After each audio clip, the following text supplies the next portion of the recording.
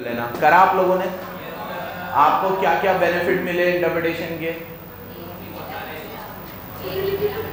एक एक्स्ट्रा मिला, मतलब 4 मिले टोटल, 5 मिले। बता कौन से 5 है? हाँ, इंग्लिश लैंग्वेज, हाँ वो बनाने के लिए उस समय में बनाए गए थे लॉ सारे। एक वर्ड के बहुत सारे मीनिंग होते हैं। जस्ट टू इक्विटेबल डिसीजंस ले सके, किसी के साथ अन्याय ना हो, इसलिए बराबर से इंटरप्रिटेशन किया जाए। ठीक है, अब एक बार रिवीजन करते हैं। पहले मेरी तरफ देखो, इस चैप्टर में तो रिवीजन वैसे ही बहुत जरूरी है, हर चैप्टर में ही करते हैं हम तो, लेकिन इसमें तो और ज़्यादा ज़रूरी है। मेरी तरफ देखो, पहले तो मैंने आपको बताया स्टैचू का मतलब क्या है। हर वो लॉ जो पार्लियामेंट में पास होते हैं वो स्टैचू है। ठीक है, फिर मैंने स्टैचू के बाद आपको दूसरा बताया डॉक्यूमेंट। डॉक्यूमेंट में 4 चीज़ें होनी चाहिए। कोई भी मैटर होना चाहिए, उसे कहीं पे रिकॉर्ड करें। कहाँ रिकॉर्ड करें? सब्सटेंस में रिकॉर्ड करें। किसके ज़रिए रिकॉर्ड करें? मीन्स के ज़रिए। मीन्स कैसे हो? लेटर, अल्फ़ाबेट, ये वो, मार्क, ड्रॉ, सिंबल्स, सब इन सब चीज़ों से हम कोई ना कोई चीज़ को, मैटर को रिकॉर्ड करते हैं। एक बार ये डॉक्यूमेंट अगर ऑथेंटिक हो जाए, क्या हो जाए? ऑथेंटिक हो जाए। ठीक है, ऑथेंटिक कब होंगे? जब ये किसी के फेवर में राइट या ऑब्लिगेशन क्रिएट करे, या किसी राइट या ऑब्लिगेशन को या मैटर को कंफर्म कर दे। ठीक है, तो वो रिकॉर्ड को कंफर्म जैसे ही कर देंगे तो ये ऑथेंटिक हो जाएंगे, और ऑथेंटिक हो जाएंगे क्या हो जाएंगे? इंस्ट्रूमेंट बन जाएंगे। डॉक्यूमेंट क्या बन जाएगा? इंस्ट्रूमेंट। राइटिंग में होगा तो क्या बन जाएगा? डीड। और हमारे यहाँ हर इंस्ट्रूमेंट राइटिंग में ही होता है, तो इंस्ट्रूमेंट और डीड एक ही होता है। फिर मैंने आपको बताया इंटरप्रिटेशन और कंस्ट्रक्शन में क्या फ़र्क होता है।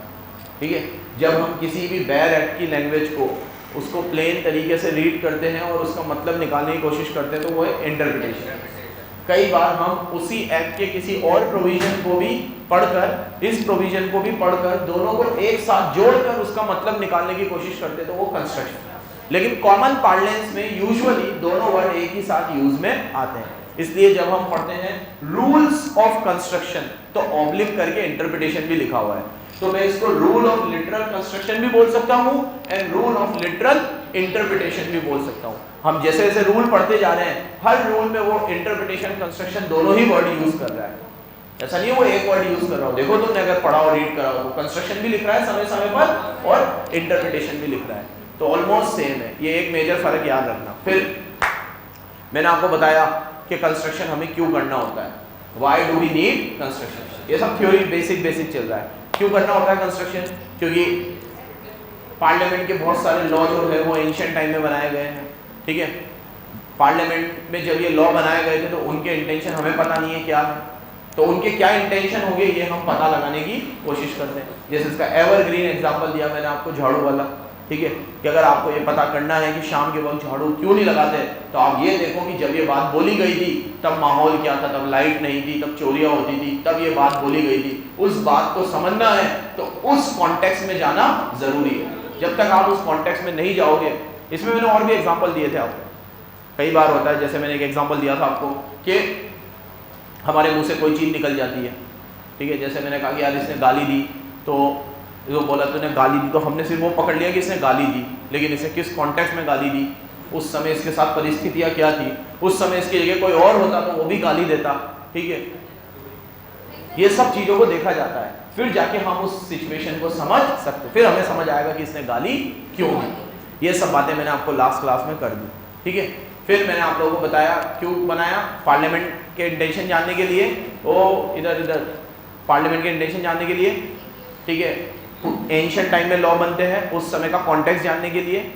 इंग्लिश में लिखे गए हैं, और इंग्लिश एक बहुत कॉन्फ्लिक्ट वाली लैंग्वेज है, एक ही वर्ड के बहुत सारे मतलब होते हैं। ठीक है, और एक इसने नया पॉइंट बताया, इक्विटेबल या जस्टिस देने के लिए। अगर हम इंटरप्रिटेशन नहीं करेंगे तो किसी के साथ अन्याय भी हो सकता है, तो सबको जस्टिस और इक्वालिटी देने के लिए हम क्या करते हैं? Interpretation. These are the rules of interpretation. सुन रहे हो बच्चों? फिर पहला रूल पढ़ाया मैंने आपको, लिटरल कंस्ट्रक्शन। 3 बातें इसमें बताई थी, रोज बोलता रहूँगा। एक बात मेरी सुनना, इसमें ना टोपोलॉजी नहीं चलेगी। तुम्हें जब मैं सारे रूल पढ़ा दूंगा ना, तो तुम्हें हर रूल में कुछ ना कुछ अच्छा याद रह जाएगा। तो बच्चे की आदत होती है कि जो वहाँ रूल तो एक ही आएगा, आपको सारे थोड़ी आएंगे, एक आएगा इनमें से। तो गलती से भी ये गलती मत करना कि आने वाले रूल की कोई लाइन तुम इसमें लिख दो, ये सीक्वेंस में चल रहे हैं और जिस रूल में जो बात बताइए ना वही लिखना। फिर बोल रहा हूँ ठोकम ठाक नहीं चलेगी इसमें, अपनी मर्जी है कुछ भी, ठीक है, फावड़े चलाओ, ठीक है। बीकॉम नहीं है ना ये। पहला, हमेशा एक्ट की प्लेन लैंग्वेज को समझो और उससे जो ऑर्डिनरी मतलब निकल रहा है, ऑर्डिनरी मतलब निकल रहा है, उस ऑर्डिनरी एक्सप्लेनेशन को ही अडॉप्ट करो, उसके ग्रामेटिकल मीनिंग को ही अडॉप्ट करो। ये सब आप लिखो, उसके बाप को भी नंबर देने पड़ेंगे। लिखो आप ये वर्ड जो बोल रहा हूं, ठीक है, कि ऑर्डिनरी एक्सप्लेनेशन को अडॉप्ट करो, ग्रामेटिकल मीनिंग को अडॉप्ट करो, इसके अलावा कुछ और अडॉप्ट मत करो। इसी में दूसरी बात ये बताई थी कि जो प्लेन वर्ड होते हैं रिक्वायर नो एक्सप्लेनेशन। ये लाइन ही बहुत बढ़िया है, प्लेन वर्ड रिक्वायर, हाँ बिल्कुल। तो जैसे कल बताया था, नो मीन्स नो, ठीक है। अगर कोई बोल रहा है कि उसे मूवी देखने नहीं आना तो उसे आगे कोई एक्सप्लेनेशन देने की जरूरत नहीं है, नहीं आना।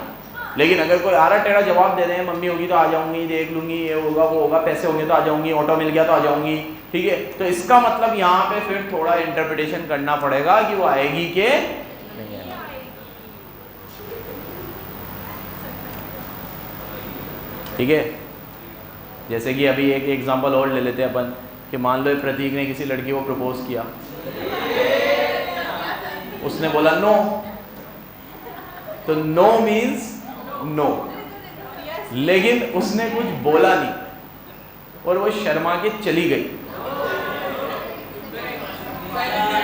अब यहाँ पे इंटरप्रिटेशन हो सकती है कि वो अगर पीछे मुड़ के देखेगी तो शायद हाँ है, मुस्कुरा देगी तो हाँ है, ठीक है, उसने चांटा नहीं मारा, मैंने इतनी बड़ी बात बोल दी, इसका मतलब भी शायद हाँ है, ठीक है। दिल को दिलासा देने के लिए सब बातें अच्छी है। यहाँ पे क्योंकि प्लेन वर्ड नहीं था, प्लेन नो नहीं था, इसलिए you can make necessary assumptions, क्योंकि प्लेन नो नहीं था, बट नो मीन्स तो नो ही है, ठीक है। तो plain words need no explanation. इसी बात पे आज इसको स्टेटस पे लगा देना तुम्हारे, plain words require no explanation.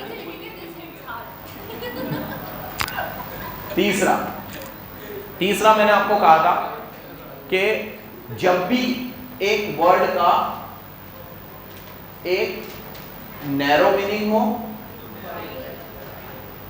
और एक वाइडर मीनिंग हो,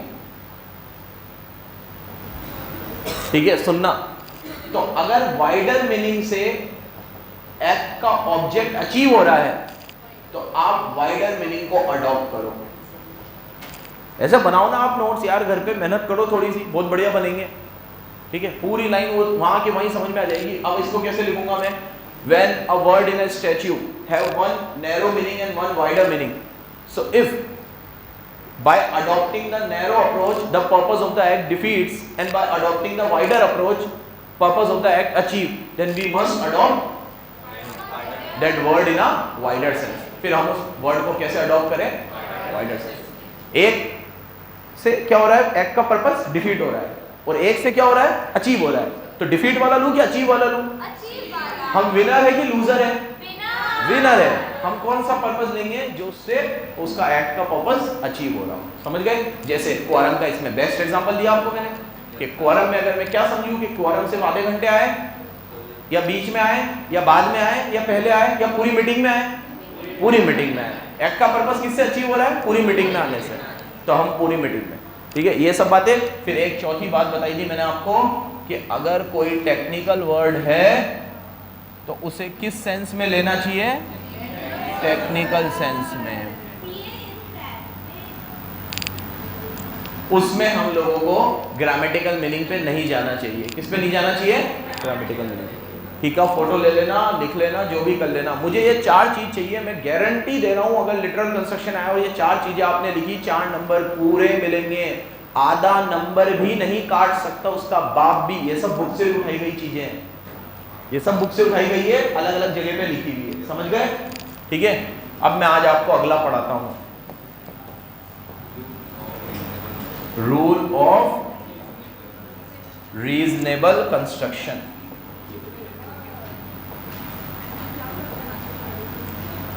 ठीक है,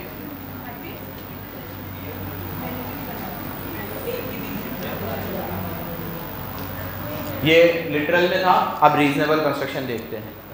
ध्यान से सुनते जाना, जैसे मैंने तुम्हें लिटरल में एग्जांपल्स दिए हैं, रीजनेबल में भी हम कुछ एग्जांपल्स लेंगे। ठीक है, बात मत करो यार प्लीज, रोजा लगता है यार, बार बार बोलना पड़ता है। देखो दोनों में पहले इसका नॉर्मल मतलब समझाऊंगा, फिर दोनों को डिफरेंस भी करूंगा, दोनों को डिफरेंस करना जरूरी है। मेरी तरफ देखो, रीजनेबल कंस्ट्रक्शन का मतलब है जब भी किसी एक्ट के वर्ड को पढ़कर उसके दो मतलब निकल रहे हैं, दो मतलब निकल रहे हैं उस वर्ड को प्लेन रीड करने पर, और उसके ग्रामेटिकल मीनिंग से हमारा पर्पस अचीव नहीं हो रहा है, तो हम उसका दूसरा वाला मतलब उठाएंगे, रीजनेबल कंस्ट्रक्शन। रीजनेबल, यहां हम ग्रामेटिकल लैंग्वेज पे चल रहे हैं, इसीलिए मैंने बोला था यहां पे कुछ भी उल्टा सुल्टा मत लिखना इन चार के अलावा। तुमने कुछ भी एक्स्ट्रा जोड़ा तो पिक्चर बन जाएगी। ये रूल कहता है लिटरल कंस्ट्रक्शन, नाम ही इसका लिटरल है, ग्रामेटिकल मीनिंग से ही समझो जो समझ में आ रहा है। टेक्निकल वर्ड हो तो टेक्निकल सेंस में समझो, बाकी सबको ग्रामेटिकल में ही समझो, बिल्कुल दिमाग मत लगाना। लिटरल कंस्ट्रक्शन करते वक्त हमें उस वर्ड को उसी कॉन्टेक्स्ट में समझना है, बाहर जाना ही नहीं, छलांग लगानी नहीं है। अब ये रूल कहता है कि अगर एक वर्ड के दो मतलब निकल रहे हैं और ग्रामेटिकल मीनिंग से उसका पर्पस अचीव नहीं हो रहा है, तो रीजनेबल कंस्ट्रक्शन कह रहा है कि उसका जो दूसरा मतलब निकल रहा है ना, वो ले लो और उसे पॉपुलर सेंस में समझो, ग्रामेटिकल सेंस में मत समझो। किसमें समझो? Popular sense. जैसे हमारे सबके कुछ ना कुछ घर के नाम होते हैं कई बार, और हम लोगों को अपने घर के नाम से ही ज़्यादा जाना जाता है। हमारा मेन नाम तो, जैसे हमारा एक दोस्त है उसका नाम मुर्तज़ा है, ये वाला नहीं, एक और दोस्त है उसका नाम मुर्तज़ा है, उसको हम सब लड्डू बोलते हैं। क्या बोलते हैं? लड्डू। ठीक है, इनको गोलू बोलते हैं। अब बोल मत देना, वीडियो में अलग आ गया है। बहुत मारोगे, बस नाम ही गोलू है, एक पड़ेगी ना चौपाट। चलो, तो हमारा पॉपुलर सेंस में उस दोस्त का नाम है लड्डू। अब उसे अगर आपने अपने मेन नाम से ले लिया ना, तो उसे कोई नहीं पहचानेगा, और शायद कितने को तो उसका मेन नाम क्या है ये याद भी नहीं होगा। उसका नाम ही सबको लड्डू याद है, तो वो लड्डू है, तो उसको लड्डू ही समझो। अब यहाँ पर अगर आप ग्रामेटिकली चलोगे, उसके नाम से चलोगे, डॉक्यूमेंट से चलोगे, प्लेन रीडिंग से चलोगे, तो आपका पर्पस अचीव, आपको समझ नहीं आएगा किसकी बात हो रही है। अरे मुर्सा तो बार बार आता था फिर चला जाता था, उसने तो पूरी मूवी देखी नहीं। ठीक है, वो मुर्सा ने मूवी के भी पैसे नहीं दिए। ठीक है, वो मुर्सा वहाँ पार्किंग के भी पैसे नहीं दिए, वो मुर्सा गाड़ी भी बहुत तेज। अबे कौन है बे मुर्तुजा? हमारे साथ तो कोई था ही नहीं ऐसा आदमी। आपका पर्पस ही अचीव नहीं होगा प्लेन रीडिंग से। फिर बोला अरे लड्डू यार, अच्छा लड्डू की बात हो रही है, ठीक है। क्यों? तो बच्चों, कई बार एक्ट में हमें कुछ ऐसे वर्ड दिखते हैं जिनको प्लेन रीडिंग से, उनके ग्रामेटिकल मीनिंग से उनका मतलब समझ में नहीं आता। हमें कई बार बियॉन्ड द वर्ड जाकर उसका जो सेकंड मीनिंग है वो निकालना चाहिए। लेकिन इसमें रूल सुनो, इसमें कुछ इंपॉर्टेंट बातें। पहला, when word have more than one meaning, condition number 1, एक वर्ड के एक से ज्यादा मतलब होने चाहिए। कल बोला था अगर एक वर्ड का एक ही मतलब है तो ये रूल लगेगा ही नहीं, फिर तो प्लेन रीडिंग से ही समझो उसे, उसका एक ही तो मतलब है। ठीक है, दो मतलब है, दो नाम थे उसके, मेरा कोई घर का नाम नहीं है। ठीक है, मेरा कोई घर का नाम नहीं है, नहीं वैसे भी नहीं है। ठीक है, क्या? तो पूछ के आओ, ठीक है। तुम्हें अगर कोई मेरा घर का नाम बता दे इस क्वेश्चन में कहीं पे भी तो मैं मान जाऊंगा, है ही नहीं। तो मेरे मोर देन वन मीनिंग नहीं है, ठीक है, एक ही है, एक ही है तो एक ही है, ठीक है। क्या बोल रही है? हाँ चुन्नू,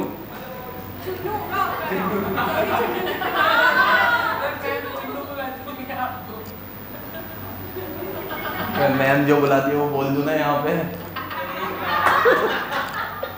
चलो एक वर्ड का एक से ज्यादा मीनिंग होना चाहिए। वर्ड है मोर देन वन मीनिंग, एक से ज्यादा मीनिंग होना चाहिए। सुनते जाओ। अरे ताहिर पिक्चर सारी घर की बातें यही करेगा क्या? ठीक है, मेरे घर के ऊपर रहता है तो सर पे क्यों बैठ रहा है? अब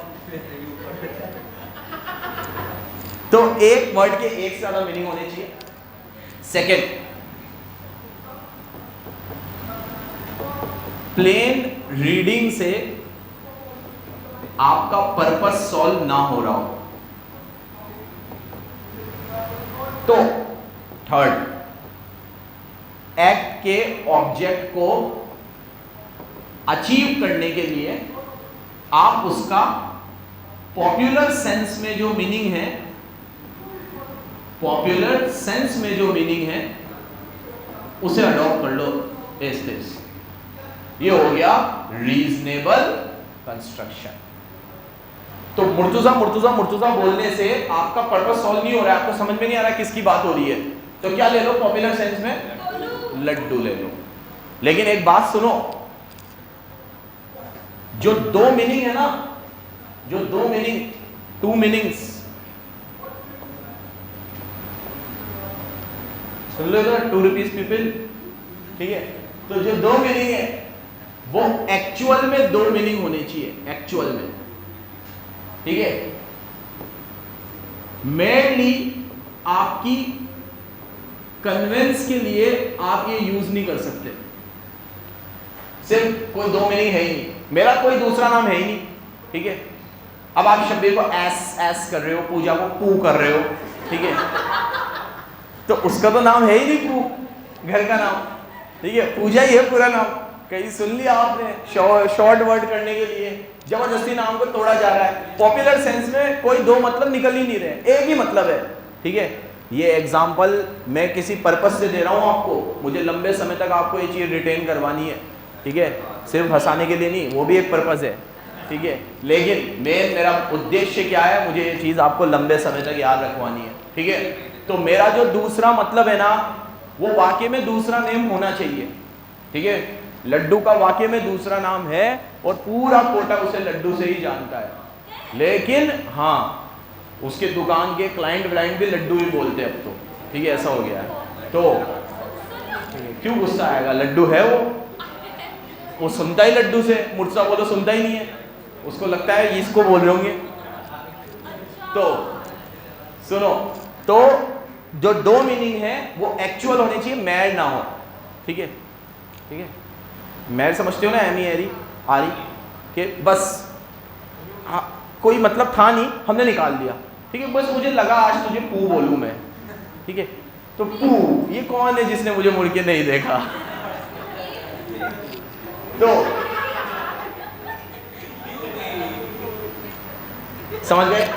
ये सारी बातें आपको लिखनी है रीजनेबल कंस्ट्रक्शन में। बात करो इधर देखो, सॉरी बात मत करो, इधर देखो। रीजनेबल कंस्ट्रक्शन, एक से ज्यादा मीनिंग हो, प्लेन रीडिंग में सॉल्व ना हो रहा हो पर्पस, और पॉपुलर सेंस में समझने से ऑब्जेक्ट अचीव हो रहा हो, पॉपुलर सेंस में समझने से ऑब्जेक्ट अचीव हो रहा हो, और दो मीनिंग वाकई में होने चाहिए, एक्चुअल में होने चाहिए, मेयरली आपकी कन्वीनियंस के लिए ना हो, वाकई में दो मीनिंग हो। तो आप कौन सा वाला सेंस लोगे? Popular sense. ये है रीजनेबल कंस्ट्रक्शन, ठीक है। अब मुझे आप लोग इन दोनों में एक मेजर डिफरेंस बताओ, एक बताना। बोल संजू।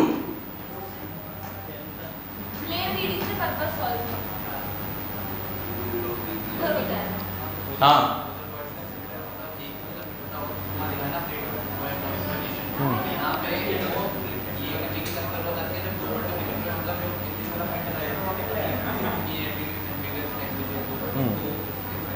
ठीक है, हाँ। और कोई? क्या हुआ? तो सबसे मेजर डिफरेंस इन दोनों में, इधर एक वर्ड का एक ही मीनिंग निकल रहा है, इधर एक वर्ड के दो मीनिंग निकल रहे हैं।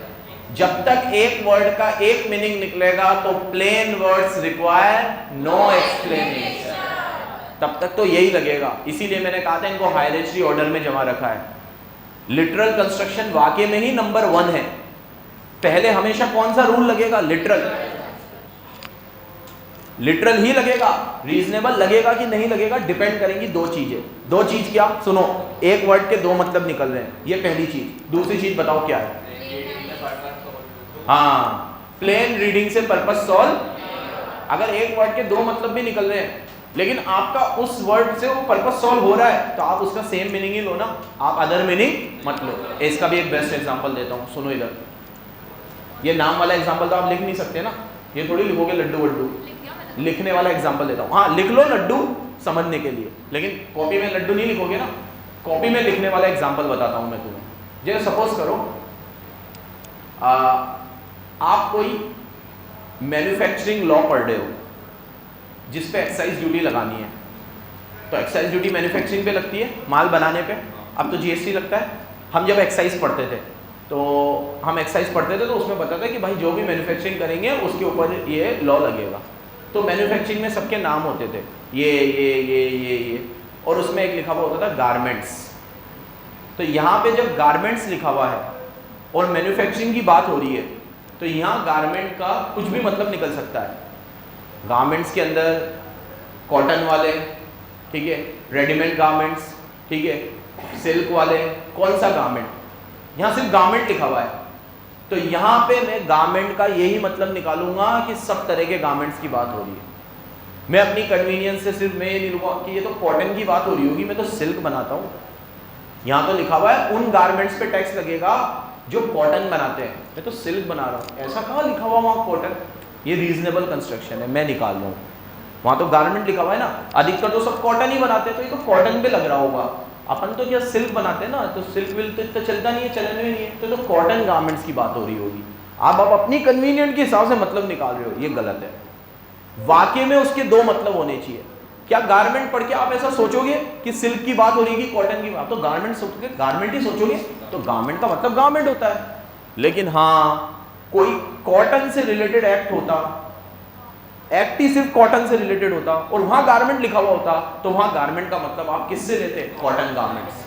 किससे लेते? Cotton garments. ये एग्जांपल आप लिख सकते हो, ठीक है, कि कोई मैन्युफैक्चरिंग एक्ट में अगर किसी कपड़े की बात हो रही है, गारमेंट की बात हो रही है, तो हम वहाँ गारमेंट का मतलब यही निकालेंगे कि सब तरह के गारमेंट्स की बात हो रही होगी, किसी एक तरह की बात नहीं हो रही। लेकिन पॉपुलर सेंस कब लगेगा? जब किसी कॉटन गारमेंट्स की बात हो रही है और वहाँ गलती से कॉटन गारमेंट्स नहीं लिखा हुआ, सिर्फ गारमेंट ही लिखा हुआ है, तो आप उसका इंटरप्रिटेशन कॉटन गारमेंट्स ही मानोगे, गारमेंट्स नहीं मानोगे, ठीक है। जैसे एक और एग्जांपल देता हूँ, यहाँ पर फाउंडेशन, बीकॉम, आईपीसीसी सब में लॉ मैं ही पढ़ा रहा हूँ, ठीक है।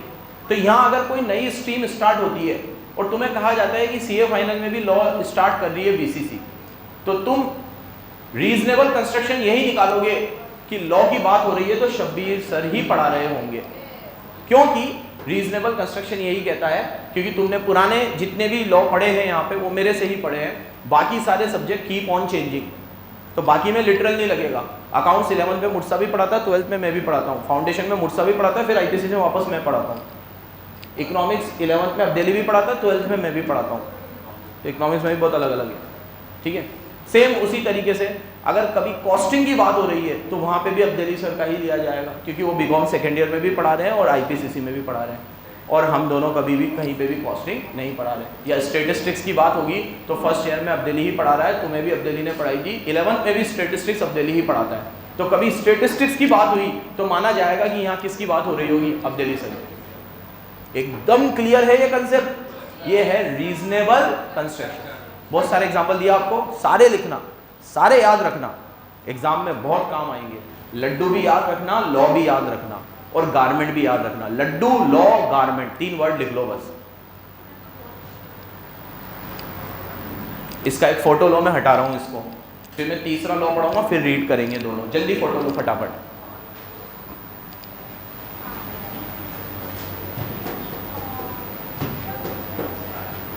ठीक है, हटा रहा हूं। तीसरा, rule of harmonise construction.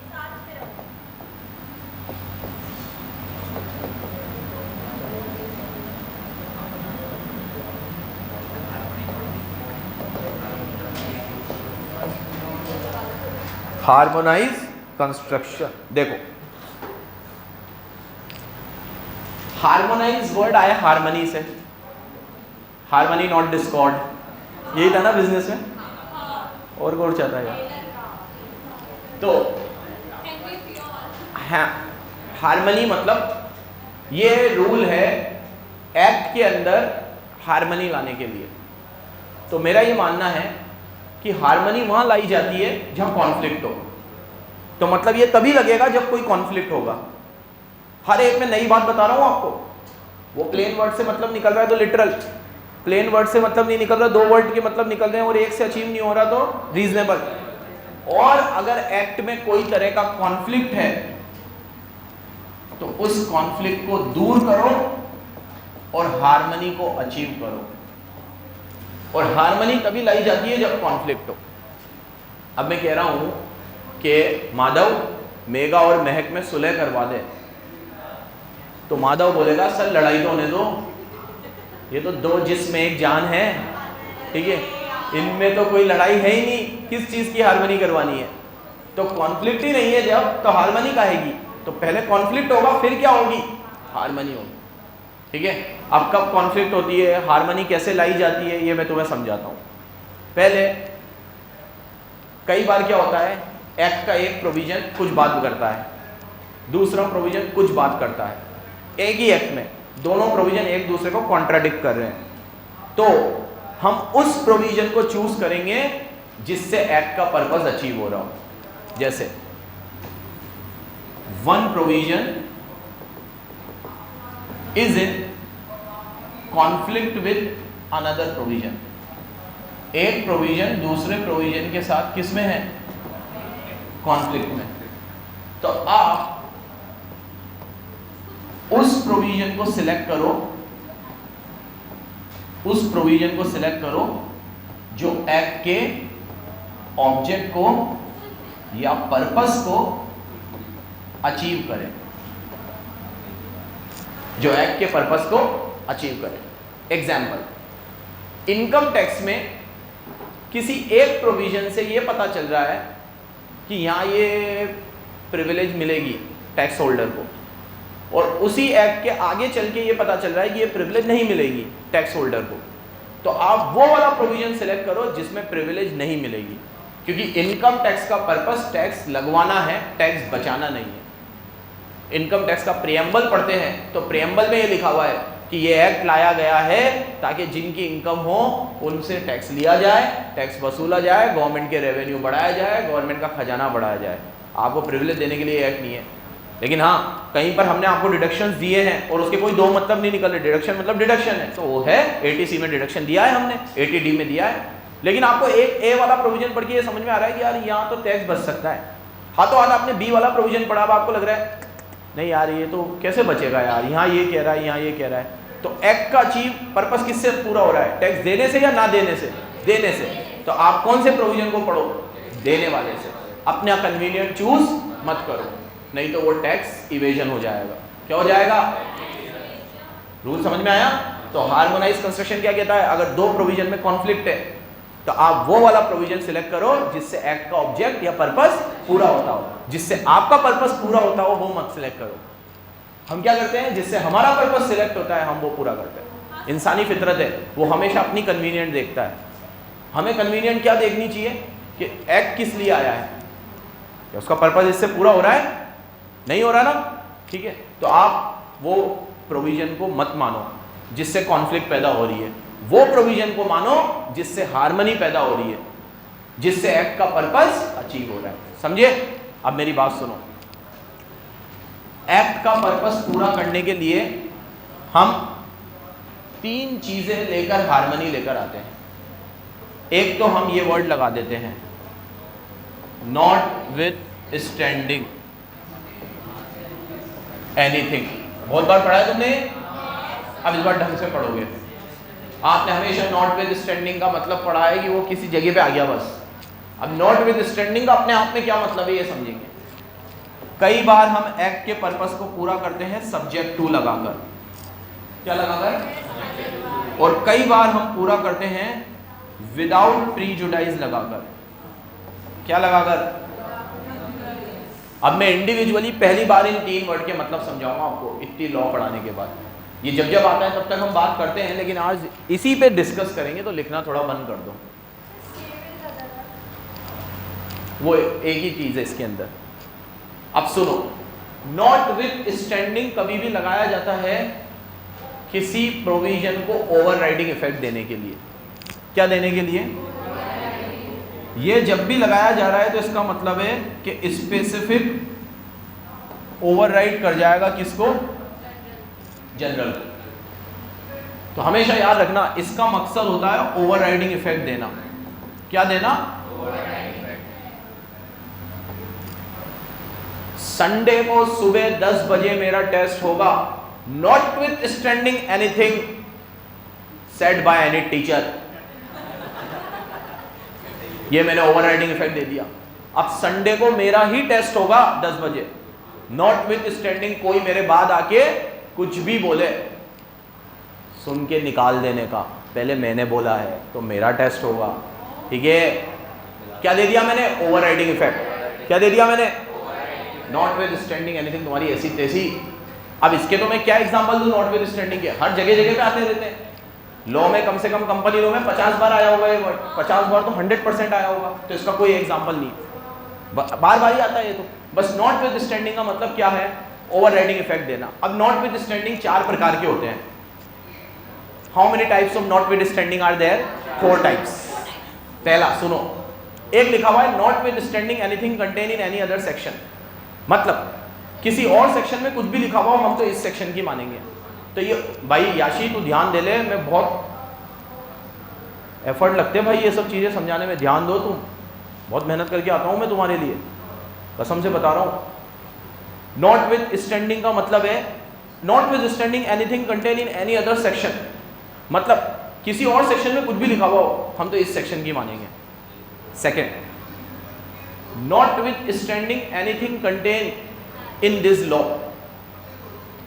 In this act, तो इस एक्ट में कुछ भी लिखा हुआ हो हम तो इस सेक्शन की मानेंगे, तो ये सेक्शन पूरे एक्ट को ओवरराइड कर रहा है।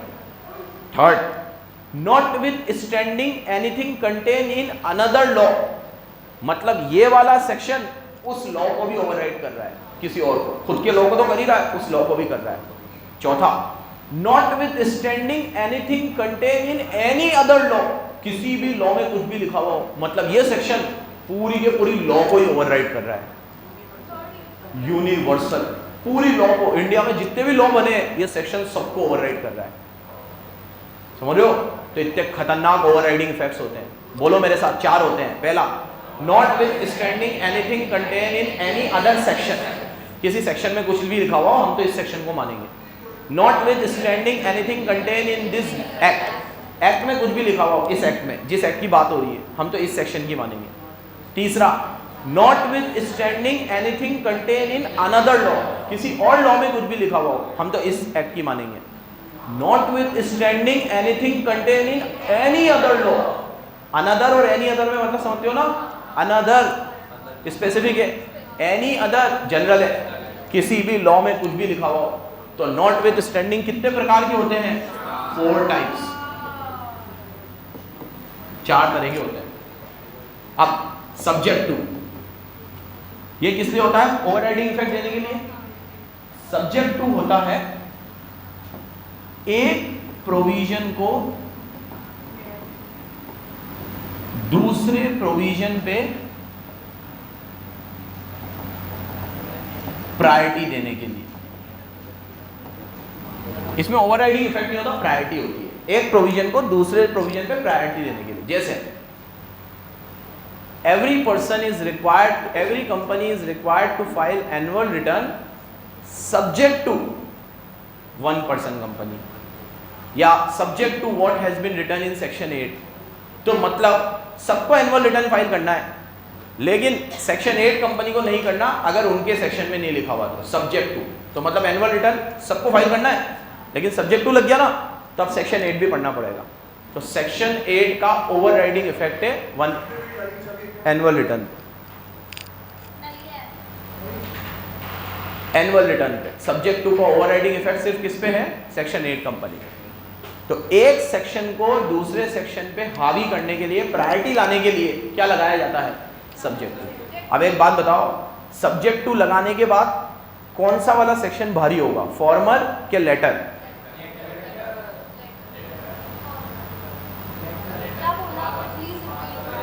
सब्जेक्ट टू लगाने के बाद कौन सा सेक्शन प्रायोरिटी पे होगा, फॉर्मर के लेटर? लेटर, शॉर्ट, बिल्कुल लेटर। ठीक है, बाद वाला, क्योंकि अभी मैंने बोला सेक्शन 3 या ऐसा लिखते हैं, चलो सेक्शन 13 किसका है? सेक्शन 13 याद है? ऑल्ट्रेशन ऑफ मेमोरेंडम किसका है? अब इसमें सेक्शन 3 में, सेक्शन 13 में लिखा हुआ है as per section 13 alteration of memorandum name can be altered subject to section 4। मतलब सेक्शन 4 को भी पढ़ना पड़ेगा। तो सेक्शन 4 किस पे है? प्रायोरिटी पे है। अब अगर सेक्शन 4 कहता है ऑल्ट्रेशन हो जाएगा तो होगा, नहीं तो नहीं होगा, क्योंकि हमने पहले सब्जेक्ट 2 लगा के किसको प्रायोरिटी दे दी? सेक्शन 4 को। तो सब्जेक्ट 2 दिया जाता है एक सेक्शन को दूसरे सेक्शन पे प्रायोरिटी देने के लिए। सब में फर्क है। और विदाउट प्रीजुडाइस लगाया जाता है किसी सेक्शन को सेव करने के लिए। Save one provision from another provision, एक प्रोविजन को दूसरे प्रोविजन से बचाने के लिए। विदाउट प्रीजुडाइस, विदाउट हार्मिंग, किसी सेक्शन को हार्म पहुंचाए बिना। जैसे मैंने कहा कि आपको एनुअल रिटर्न फाइल करना है without prejudice to the section of AGM के सेक्शन को हार्म पहुंचाए बिना। हम एनुअल रिटर्न फाइल करो, लेकिन एनुअल रिटर्न फाइल करने से अगर एजीएम के किसी प्रोविजन को हार्म पहुंचता हो तो मत करो। विदाउट प्रीजुडाइस, बिना हार्म पहुंचाए। तो ये होता है तीनों के अंदर हार्मनी लाने के लिए। ये सारे सेक्शन किस लिए लाए गए हैं? हार्मनी लाने के लिए। इसका एक और इम्पॉर्टेंट बात बताऊं मैं आपको, जब हम किसी एक पर्टिकुलर सेक्शन को लिख रहे हैं ना, तो हम सिर्फ उस सेक्शन के बारे में सोच रहे हैं। आगे जाके 3, 4, 10, 20 साल बाद हमें ज़रूरत पड़ती है और नया अमेंड करने की, तो हम नया सेक्शन ले आते हैं। तब हम भूल जाते हैं कि 10 साल पहले हमने वो भी लिखा था। तो हम इस सेक्शन को लिखते चले जाते हैं और हमें लगता है कि यार अब ये सेक्शन उस वाले सेक्शन के साथ कॉन्फ्लिक्ट में ना आ जाए। तो हार्मनी लाने के लिए हम ऐसे वर्ड लगाते हैं, notwithstanding, subject to, without prejudice, ताकि दो सेक्शन एक दूसरे से लड़ाई, कॉन्फ्लिक्ट हट जाए और उनके बीच में क्या आ जाए? हार्मनी आ जाए। This is all about harmonise construction. क्या पढ़ा है मैंने तुम्हें? ठीक है, रीड करें एक बार। किसका? विदाउट प्रीजुडाइस का एग्जाम्पल बहुत सारे आते हैं यार, अभी एक सोचना पड़ेगा कुछ परफेक्ट।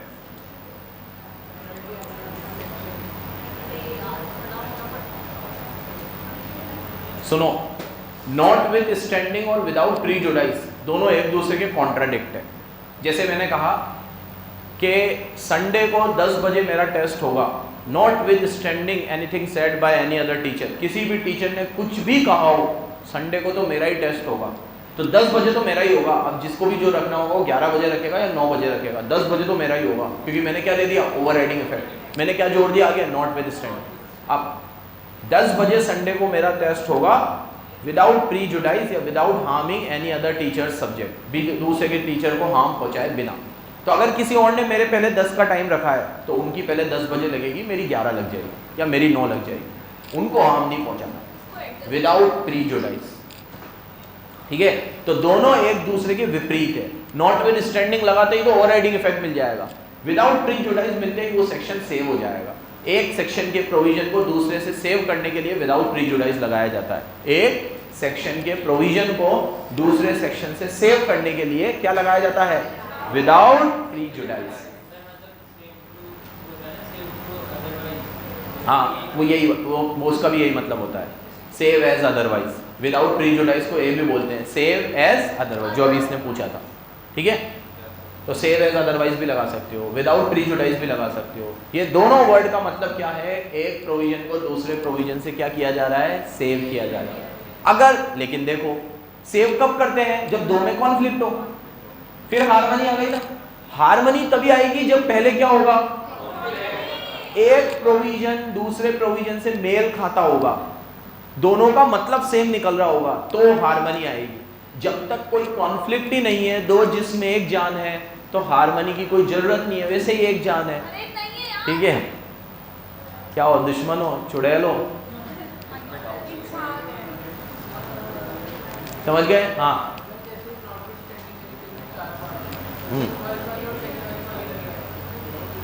इसने कहा है नॉट विद स्टैंडिंग के 4 पार्ट है, फर्स्ट और सेकंड में अंतर क्या है, बहुत अंतर है। एक में कह रहा हूं not with standing anything contain in any other section, तो मैं से उस सेक्शन को क्या देखा 4 में लिखा हुआ है कि notwithstanding anything contain in 5, कि 5 में कुछ भी लिखा हुआ हम तो 4 की मानेंगे।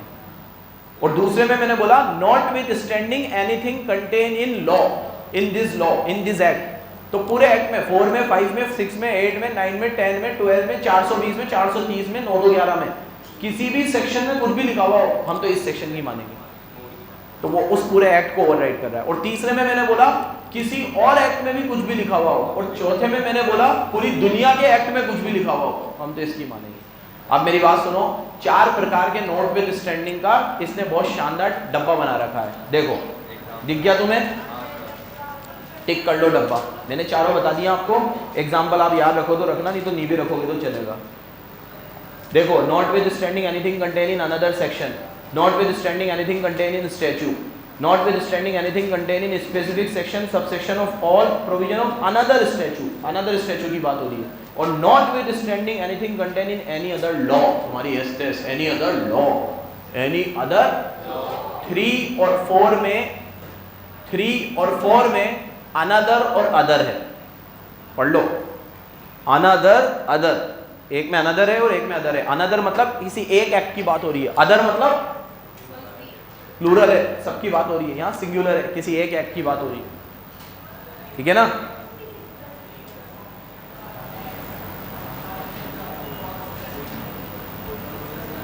जैसे एक एग्जांपल सुनो, सेबी का कोई एक्ट है, सेबी और कंपनीज एक्ट साथ में चलते हैं। अब सेबी का कोई एक्ट है, वो कंपनीज एक्ट को ओवरराइड कर सकता है, तो हम सेबी ने लिख दिया कि notwithstanding anything contain in companies act, companies act में कुछ भी लिखा हुआ हम तो सेबी की सुनेंगे, ठीक है, सुनते जाओ। फिर ऐसे ही कंपनीज एक्ट का एक सेक्शन है वो दूसरे को ओवरराइड कर सकता है, तो हमने लिख दिया anything contain in this section. Companies act का एक सेक्शन है जो दूसरे सारी कंपनीज एक्ट को ओवरराइड कर सकता है, तो हमने लिख दिया anything contain in companies act, companies act में कुछ भी लिखा हुआ। 3 हो गए। चौथा, कंपनीज एक्ट का कोई सेक्शन है और हमें लगता है इसके बारे में तो दूसरे सेक्शनों में भी बहुत सारी चीजें लिखी हुई, तो जनरल बात हो रही है, तो हमने लिख दिया anything contain in any other law, किसी भी लॉ में कुछ भी लिखा हो तो इस सेक्शन की मानेंगे। ऐसे सेक्शन सबसे खतरनाक होते हैं चौथी कैटेगरी के, जो पूरे के पूरे लॉ को ही क्या कर जाते हैं, ओवरराइड। ऐसे सेक्शन के एग्जांपल इसने दिए हो तो मेरे को भी जानना है। ये इसने सेबी का एक एग्जांपल दिया, तो सेबी तो हमने पढ़ा ही नहीं है अभी, तो ये एग्जांपल हमारे मतलब का ही नहीं है, ठीक है। तो मैं तुम्हें इसका कोई और, हाँ